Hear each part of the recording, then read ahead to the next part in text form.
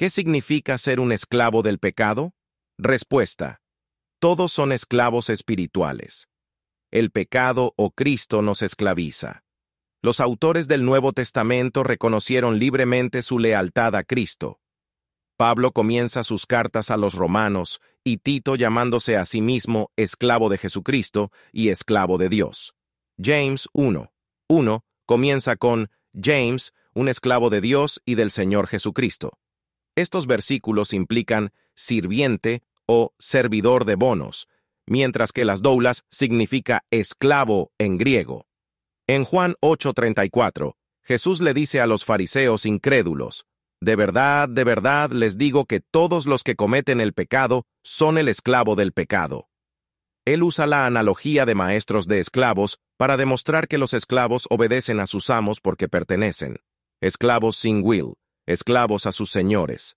Cuando el pecado gobierna, no podemos oponernos a él.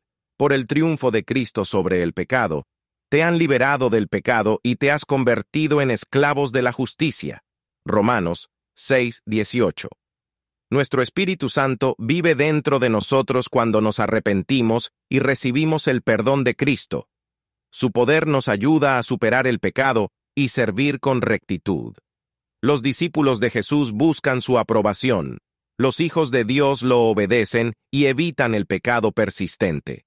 Podemos lograr esto porque Jesús nos rescató de la muerte y separación del pecado de Dios. Juan 8:36.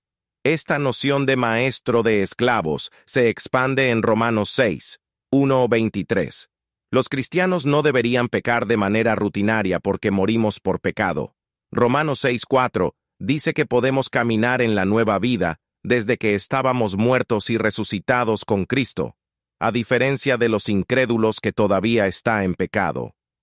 Como nuestro viejo yo fue crucificado con él para erradicar nuestro pecado, Romanos 6:6 afirma que ya no deberíamos ser esclavos del pecado.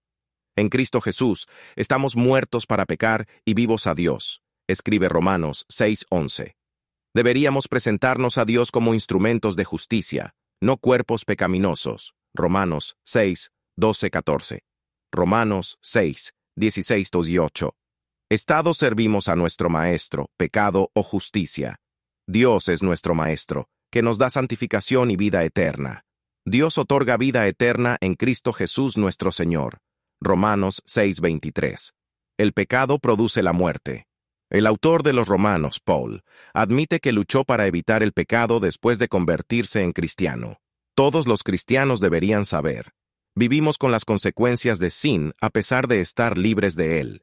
El Espíritu Santo, dado a los creyentes que confían en Cristo, Efesios 1:13-14, es la única forma de ser sin pecado y sellarnos como hijos de Dios. A medida que crecemos en la fe y amamos a Dios, el Espíritu Santo nos ayuda a conquistar el pecado. El Espíritu Santo nos ayuda a superar el pecado, resistir la tentación y seguir la palabra de Dios. Los pecados habituales serán odiados y todo lo que pueda dañar nuestra conexión con Dios evitó. Rom 7:17-8:2 les dice a los creyentes que estamos en Cristo Jesús y no condenados por el pecado. Si los cristianos confiesan sus fallas diarias al Señor, Él es leal y justo, y los limpiará para mantener una buena relación. 1 Juan 1:9. Pablo nos instruye a los efesios que caminen como hijos de luz, se amen unos a otros como Cristo nos ama y haga lo que le agrada al Señor. Efesios 6:10-18 nos anima a usar la armadura completa de Dios constantemente para resistir al diablo.